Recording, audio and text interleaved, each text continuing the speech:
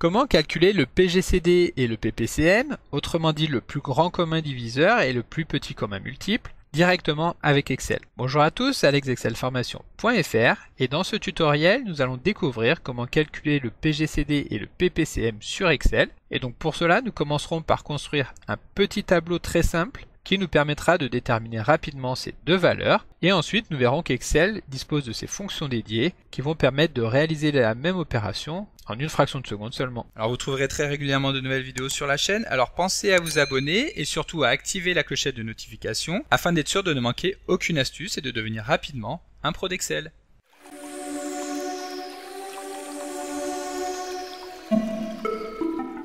Comme d'habitude, si vous voulez être sûr de bien comprendre tout ce que nous allons voir dans le cadre de cette vidéo, vous pouvez télécharger le tutoriel de ce cours ainsi que son corrigé en suivant le lien disponible dans la description de la vidéo, ce qui vous permettra de réaliser les opérations en même temps que moi pour bien comprendre tout ce que nous allons voir dans cette vidéo. Alors étant donné que dans ce tutoriel nous allons découvrir comment calculer les PPCM et les PGCD, il peut sembler utile de commencer par expliquer ces deux notions. Tout d'abord, le terme PGCD est un sigle qui signifie plus grand commun diviseur. Celui-ci désigne donc le plus grand nombre entier qui permet d'effectuer la division de deux nombres entiers également. Supposons, pour illustrer très rapidement cette notion, que nous souhaitons connaître le PGCD des nombres 10 et 15. Le nombre 10 peut alors être divisé par 4 autres nombres. Tout d'abord le 1, étant donné que 10 divisé par 1 est égal à 10, puis le 2, car 10 divisé par 2 est égal à 5, le 5, 10 divisé par 5 est égal à 2,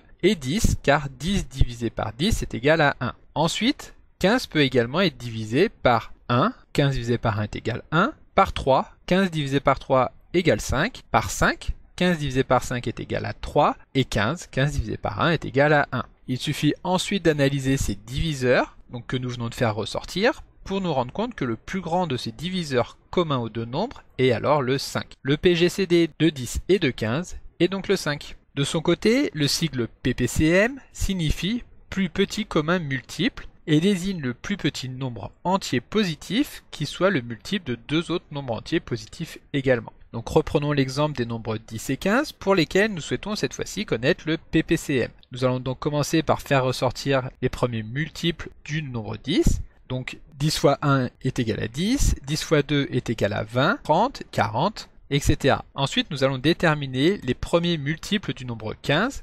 Ici cela va aller très vite. 15 fois 1 est égal à 1, que nous n'avons donc pas vu dans les multiples de 10. Et ensuite 15 fois 2 est égal à 30, que justement nous avons découvert car 10 fois 3 est égal également à 30. Nous pouvons donc nous arrêter là, étant donné que nous venons de déterminer le plus petit des multiples de ces deux nombres, qui est le 30.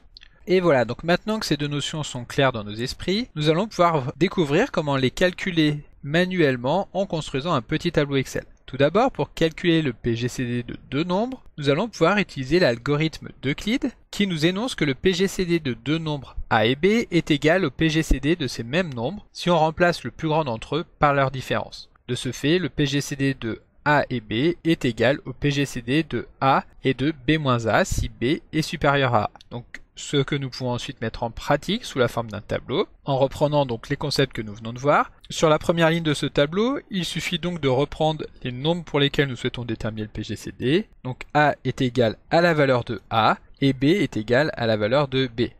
Ensuite, comme nous l'avons vu juste avant, nous allons chercher à déterminer la différence entre le plus grand et le plus petit de ces termes que nous obtiendrons avec les fonctions max et min.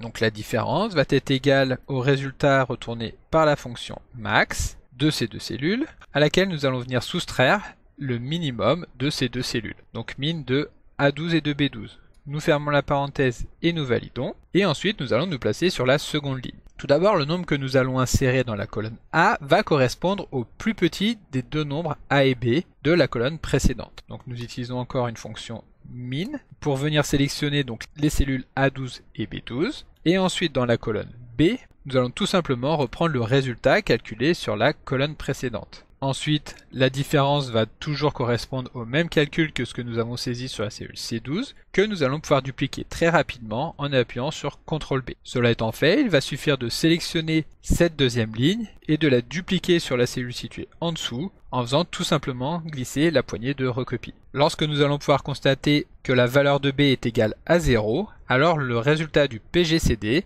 sera égal à la valeur de B. Donc ici, nous voyons que B est égal à 0 lorsque A est égal à 234. Ce qui signifie que le PGCD des nombres 3978 et 13338 est égal à 234. Ensuite, si nous souhaitons récupérer rapidement cette valeur dans notre cellule ici, dans laquelle nous avons inséré le résultat du PGCD, il va suffire d'utiliser la fonction SUMSI. Donc SUMSI. Dans cette formule, nous allons tout d'abord saisir la plage dans laquelle nous allons vouloir effectuer l'analyse, donc les cellules de la colonne B. Ensuite, en tant que second argument, nous allons venir saisir la valeur que nous souhaitons retrouver, à savoir lorsque B est égal à 0. Et à ce moment-là, en tant que SUMPLAGE, nous allons venir saisir la plage des cellules de la colonne A. Si nous validons, nous retrouverons bien les 234 en tant que PGCD. Une fois que nous connaissons le PGCD, nous allons simplement pouvoir calculer le PPCM, qui sera alors égal au produit des nombres A et B divisé par le PGCD. Donc est égal à A fois B divisé par 234. Et donc à ce moment-là, le PPCM des nombres 3978 et 13338 sera égal à 226 746. Et bien entendu, comme vous pouvez vous en douter, il ne sera pas nécessaire de devoir à chaque fois créer un tableau de calcul pour pouvoir déterminer le montant du PGCD ou du PPCM, étant donné que Excel dispose bien entendu de fonctions dédiées. Ces fonctions dédiées que nous allons pouvoir calculer ici sont très simples à utiliser. Il va tout simplement suffire de venir saisir en tant qu'argument de la fonction PGCD les valeurs pour lesquelles nous voulons connaître le plus grand commun diviseur. Ici, pour les nombres 10 et 15, le PGCD est égal à 5. Pour les nombres 234 et 87, le PGCD est égal à 3. Et pour les nombres 3978 et 13338, donc les nombres que nous avions déterminés ici,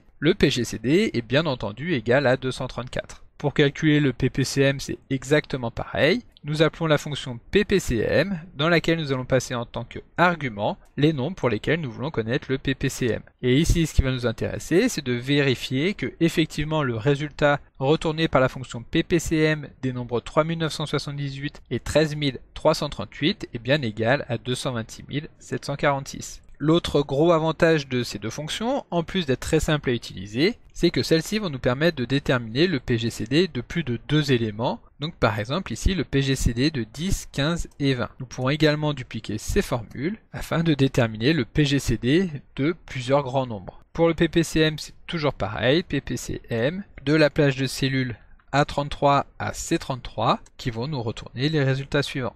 Donc comme d'habitude, vous pouvez télécharger le support de ce cours en suivant le lien que vous trouverez dans la description de la vidéo. Si la vidéo vous a plu, n'oubliez pas de la liker et de la partager à vos collègues et amis sur l'ensemble de vos réseaux sociaux. Et vous pouvez également me laisser vos impressions dans l'espace des commentaires, je lirai chacun d'entre eux et y répondrai avec plaisir. Évidemment, si ce n'est pas encore fait, abonnez-vous à la chaîne pour ne manquer aucune astuce. C'est également très important pour m'aider à gagner en visibilité afin de pouvoir développer la chaîne et continuer de vous proposer des tas de nouvelles vidéos. Merci d'avoir suivi cette vidéo et à très bientôt pour un prochain tuto.